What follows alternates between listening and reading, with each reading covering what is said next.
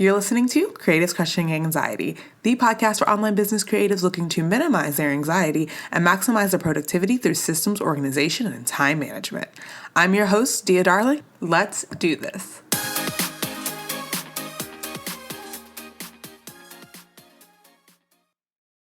All right, welcome to this episode of Creatives Crushing Anxiety. Now, I am super pumped about this episode because I am actually bringing back a series that I haven't done since April 2018. When I started the blog 5 years ago, it was much more of a lifestyle brand, and I kind of fell into this whole, well, no one wants to hear about you. You need to keep it to evergreen content and business and things that people will find helpful for the business. And I think because of all the shifts that have happened, I realized that I missed doing these sort of posts, and I got really excited. Even today, I'm actually doing some bulk recording, and I was like, oh, I don't feel like recording. And then I was like, oh, but the first one is things that I can't get enough of lately. So I got really, really excited, and now here I am recording. But yeah, so I was really feeling like, oh, I need to stick to the business. And then I realized that people do business with people. They don't want to just do business with your business. They obviously want to know that you have the let's say the cloud or the knowledge, but they also want to know that, like, what makes you different and what makes you special and feel connected to you. Plus, with the times that we're in right now, with the whole coronavirus and all the stress in the world and social isolation, I thought maybe sharing some of these would be some fun things you could get into while you're self-quarantining. Really, literally, I think all of them you can enjoy from the comfort of your home or in a way that you're still practicing social distancing. And maybe some of these things you have considered getting into, but you haven't. And this is like the little push that you need to go ahead and try it. And hey, maybe you'll love it. So I'm super excited to bring this back to you. So the first thing on the list is walking. Yes, walking. Now, towards maybe the end of January, beginning of February, I decided to embark on a 30-day walking journey because I had gotten one of these bad boys, and this is not a Fitbit. This is actually something that's a lot less expensive, probably like a third of the price of a Fitbit. And before I actually started, working out or, incorporating more movement, I was seeing that my daily steps was like kind of embarrassing, like more than once under 3,000 a day. And I know that the recommended is 10,000, even though there's really no scientific, behind that. It's just a good number to achieve for or to try to reach. And I was like seeing that, and I was like, okay, I got to get back. I'm in such a sedentary lifestyle. I think especially when you work from home, it's really easy to not move around a lot. And I was on dance team. I played basketball. I was a self-proclaimed Zoom diva. So for me, these past couple of years of not being as active has felt really gross. And I'm in my 30s now, so it's like I want to make sure my body stays healthy and in movement. And I know that a body in motion tends to stay in motion. And if I don't want to have some of the physical things that I've seen plague older members of my family, I need to really start like getting back into moving. So in my true nature, I jumped in head first. I was like, I'm going to hit 10,000. I'm going to try to walk 10,000 steps every day for 30 days. And that is not what happened. After the first day, I was at like 6,500. And I was like, you know what? I can't go from 0 to 60. So I adjusted my goals and said, I'm going to just build my way up to 10,000. So it was like 6,500 the first week, 7,000 the next. Like those were my goals. I just kept increasing. And I'm not much of an outside person, but I did start walking outside at the pathways here, and it has been so amazing. And so like there are days if I don't have time to go out and do a walk before the sun goes down that I just feel anxious because I've gotten used to like giving my body that release and also just stepping out and being out of my head. When I'm on these walks, my phone is in my pocket. I may be listening to something, but I'm not checking Slack notifications or text messages. I'm just in the moment, and I'm actually getting to practice mindfulness, which is huge. So, another thing that I do, because I'm in Texas, so it's not like we have horrible winters, but there have been days when it's rainy or it's too humid even to really want to go walk outside. So I've started doing laps and things around my apartment, kind of creating little obstacle courses for myself so I don't get bored like walking back and forth in a straight line. I also bought a stepper, which is amazing to use, and I will also link to that. But with the stepper, it's perfect if I'm like watching TV and I'm like, oh, I haven't got my steps in yet. I can just put it in front of the TV and get some steps instead of just sitting there for however long I'm watching TV. But I think it's amazing. I think you can still like go outside and do some walking and still be true to the social distancing. I know the few times since all of this started that I've gone out to walk, I don't really come across people. And if I do, we pass each other, but we like give each other space. And I think that that's just, even before this, I think that was just kind of the default, like maybe wave or smile, but we're not stopping and getting in each other's, safety zone. So that's the first thing that I have just completely fallen in love with lately. So number 2 on the list is intermittent fasting. And for the purposes of this episode, I will be calling it IF. It's very popular shorthand in the community, but also it's really hard for me to say. I will share at the end of this video the bloopers of me really trying to get this word out. But part of my wanting to be healthier was to actually give this a shot. I'd heard so much about it. I've known people who have lost tons of weight on it, and I just heard a lot of the benefits. And as a woman of color, a Black woman, I've always been really not nervous, but aware of the statistics when it comes to heart disease. And so I really wanted to just make sure I was giving my body the best chance, and I decided to dive into this. I so far have loved it. I feel like I sleep better. I feel like I'm less bloated. I feel like my energy is better. I think the first week I started actually, and they don't recommend that you start new workout regimens and that at the same time, but I did because I'm a crazy person. And I felt like my sleep was better. I didn't feel the need to take a nap in the middle of the day. Like I felt all around better. And I did see my weight declining a little bit. But also, part of that is what you're eating during your eating window. And let me explain that. Obviously, I am not a nutritionist at all. And I will link to 2 of my favorite that I have been following on YouTube, including Autumn Bates. She is a clinical nutritionist and is a great source of all things keto, IF, just health and wellness all around. But what it basically is it's eating windows and fasting windows. So the most popular one that I've been able to, the one that seems the most popular based on my research, is a 16-hour fast, 8-hour eating window. And what that means is you have 8 hours that you eat, and then when you finish, you have 16 hours that you don't eat. We all already fast because, you're not eating chicken wings in your sleep, but this is like taking it up a notch because the science behind it is basically at 12 hours, your body, 12 hours of being like of fasting, your body starts doing this hard fat burning and repair to so many things. Like I said, not a nutritionist, not going to get too into it, but it's really, really fascinating. And I've already seen some of these benefits in the nearly 2 months that I've been doing it. So I totally recommend giving it a shot. And also consider if you're nervous about it, if you're not sure where to start or how far to go. The benefits do start at 12 hours, but so that's why it's better to like do a 15 or 16-hour window. I do a 15-hour window because apparently that's more popular for females, and also it just feels good for me. I may try to work my way up to 16, but I actually started at 12 hours. So 12 hours of fasting, 12 hours of eating, just so that I could get used to the change. It wasn't that big of a shift for me because I'm not much of a breakfast person. A lot of times I don't have my first meal until 1 o'clock in the afternoon. But when it's just the decision or something that happens naturally, it's a little bit easier to do than when you're saying I'm not allowed to have food until this time, because then your brain's like, but I'm so hungry, even though you normally wouldn't be.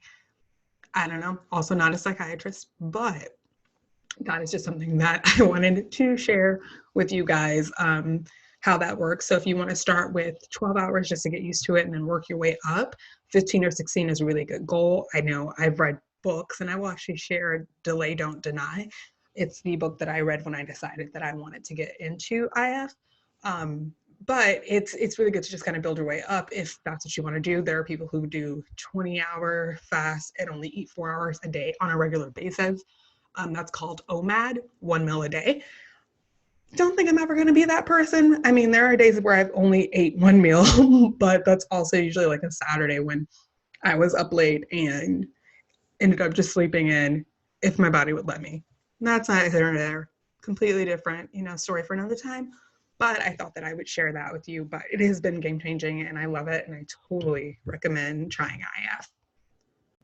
Now, the third thing on my list, let's get into some books. The third thing on my list is The Accident by Natalie Borelli. Um, I think this was an Amazon Daily Deal, and I actually randomly started listening to it on one of my walks. It was in my library, and what I like to do to go back to the walking is I like to do a mix of either being like not listening to anything and just being in the moment, or listening to my walking playlist with songs that pump me up, or I listen to podcasts or audiobooks. But usually before I go out, I always like download something or make sure I have something that I want to listen to when I'm on, my walk.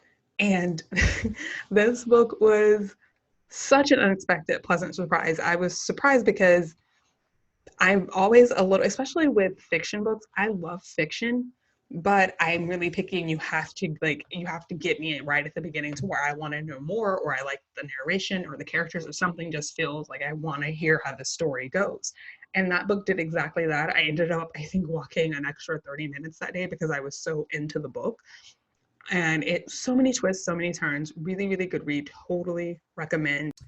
The fourth thing on the list is Roswell, New Mexico. And no, not the location, have not been traveling, but the show on the CW network.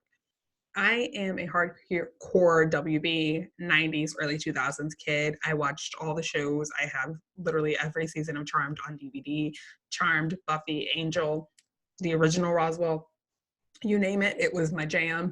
So also, I also have all the seasons of Dawson's Creek. I don't know if I should be embarrassed or not, but um, so I was really, really excited. I think about 2 years ago when I learned that they were going to be rebooting the series. And what's really, really awesome about this reboot is a lot of the shows just are kind of the same, but with new actors or whatever. This one did a really, really awesome job that I think really helps it have such a strong base because it takes the people who were, around Liz and Max's age, the two main characters of the original. And instead of it being a high school romance, you're seeing people in their late 20s and early 30s. So for me, it's like, oh, it's like Roswell, but it's for grown-ups and it's like my age still. So it's amazing. The characters are amazing. The show is so entertaining, and season 2 just premiered and I am all about it. Like literally I was just waiting for it to premiere. I was excited about it for that whole day, and I think weeks before I was like, is it Roswell time yet? Is it Roswell time yet? So I completely recommend it. If you're not sure what it is, I can just give you like a brief overview, but basically it's a show about aliens that landed in the Roswell alien crash. They obviously, if it was back then, I think it was 1947 when the crash took place. um, Obviously they wouldn't be like young and in their 30s. They were in a pod. They were kind of not frozen, but I don't want to get into the techniques of it, the technicalities of it. But they, they come out of this like hibernation pod, let's call it that. And there's two boys and a girl. They grow up like they know their secret. They have to keep it secret. And then something happens where there's a connection and the secret gets out to Liz Orteca, who is the main character. And she is a wonderful actress. She's been on Grey's Anatomy, You're the Worst, two of my favorite shows. So I was really, really excited to see her in it. But yeah, so it's about aliens, but it's not super like weird sci-fi. It's good sci-fi. I don't know. I probably sound judgy, but I completely, completely recommend that show and giving it a shot. The first season is on Netflix, and I think it was only like 13 or 14 episodes. So it would be a really good quarantine watch. Now, the fifth thing on my list is for adults only. It is the Bud Light seltzer. So I'm a really big fan of hard seltzer. I think it's light. I think it tends to be strong, so you can get a good buzz from it, but it's not like heavy. And as a beer fan, I know that that's sometimes an issue when you're trying to enjoy a few drinks. I love it. I had seen all the commercials during the Super Bowl, and a few weeks later, I was at a bar with some friends. I think it was Fat Tuesday, maybe. And I went up to the bartender and I was like, "Hey, how is the Bud Light seltzer?" And he's like, "I don't know, I haven't tried it yet." And I'm like, "What? You're supposed to be the expert." So he like opens a can and we split it just to taste. And I completely like loved it. There are 4 flavors. And my favorite is a strawberry. What I recommend doing is going ahead and getting one of the variety packs with all 4 flavors just to see which ones you like. And then, you know, if you want, you can just get the ones that are single packs for the single flavors. I totally love the strawberry. The lime is good. The mango is okay. And the blackberry is doable. I think blackberry is just a really hard flavor to do because I feel like the White Claws, the Trulies, all of their blackberries or black cherries, like a little but that's just my personal opinion. But I totally recommend checking out some Bud Light seltzer.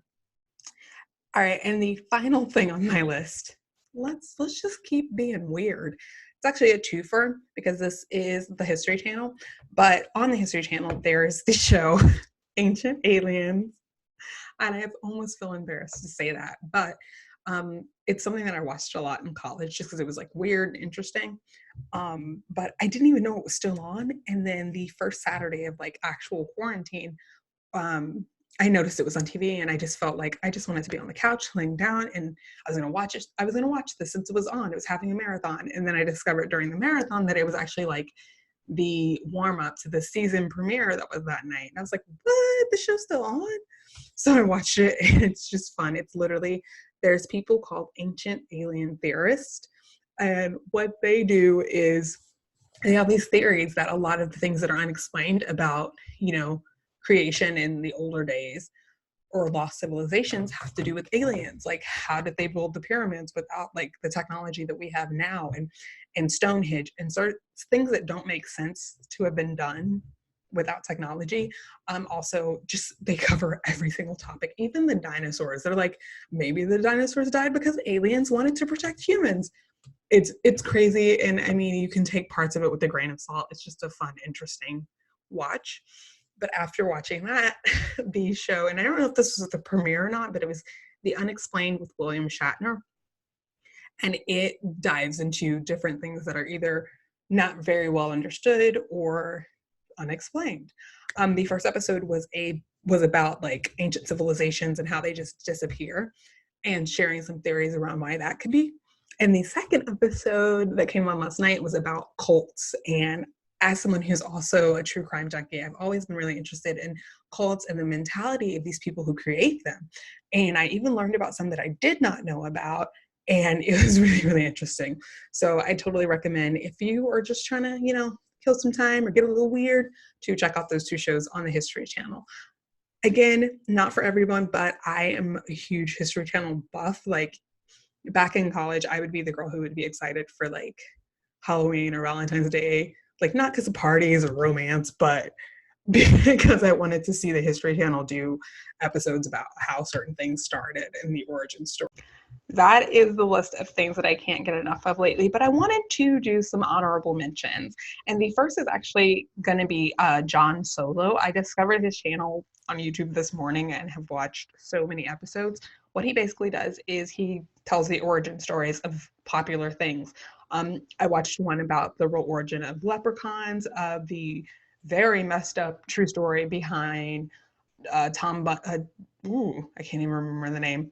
The guy with the hammer. I will Google it and put it like in a graphic. That guy. Just so many things. I watched a lot about Greek mythology, Cupid, just so many things. And it was really, really interesting. And he does like lots of research, and they're about 15-minute episodes on YouTube. He has tons of them, a lot even about like Disney princesses.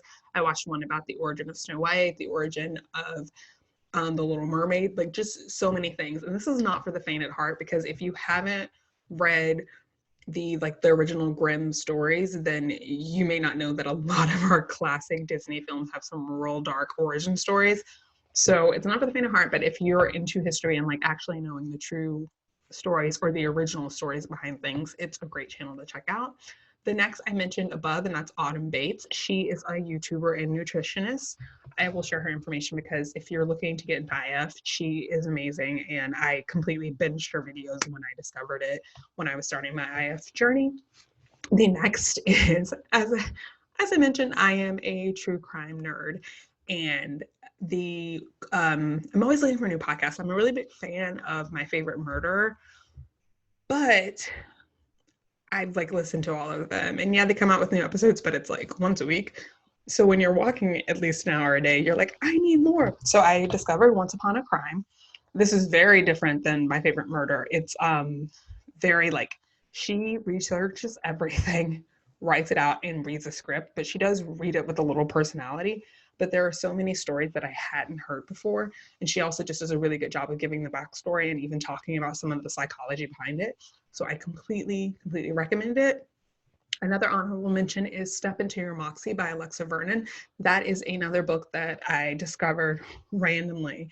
And it is all about, being more creative and being more like in your own skin and being bold and making decisions and being like the badass person that you were meant to be. I actually discovered it one night when I was like, I need another book. And my word of the year is visibility. So I actually searched in Audible for visibility and it came up and I didn't know what it was. Maybe it was the pink cover. Maybe it was just the universe telling me this is the book for you, but I listened to it and I was so grateful. So just to recap my things that I can't get enough of lately: walking, IF, The Accident by Natalie Borelli, Roswell, New Mexico, Bud Light Seltzer, and Ancient Aliens in the Unexplained by William Shatner. All right, thank you guys for listening, and I will catch you next time. This has been Creative Crushing Anxiety. For more podcast episodes, visit diadarling.com. Did you enjoy this episode? Then go ahead and leave a review on iTunes. You can also subscribe on iTunes, Stitcher, and Google Play. Catch you next time. So the second thing on the list is intermediate,